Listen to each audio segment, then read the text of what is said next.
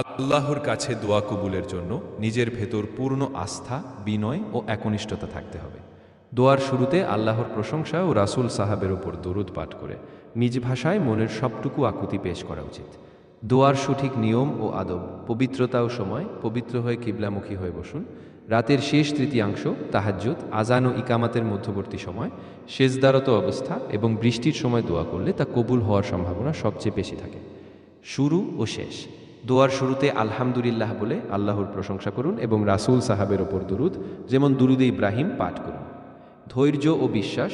দোয়া কবুলের জন্য তাড়া বা অধৈর্য হওয়া যাবে না, বরং পূর্ণ বিশ্বাস রাখতে হবে যে আল্লাহ নিশ্চয়ই কবুল করবেন। কুরআন ও হাদিসে বর্ণিত সর্বশ্রেষ্ঠ দোয়াসমূহ। ক্ষমা ও নিরাপত্তার দোয়া। রাব্বানা আতিনা ফিদ দুনিয়া হাসানাতান ওয়া ফিল আখিরাতি হাসানাতান ওয়া কিনা আযাবান নার।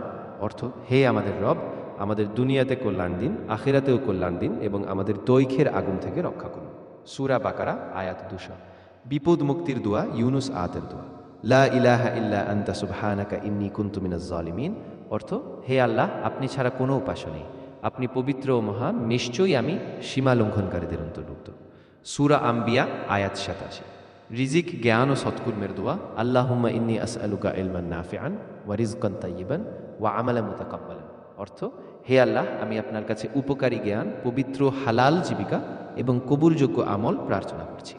আল্লাহর কাছে দোয়া কবুলের জন্য নিজের ভেতর পূর্ণ আস্থা, বিনয় ও একনিষ্ঠতা থাকতে হবে।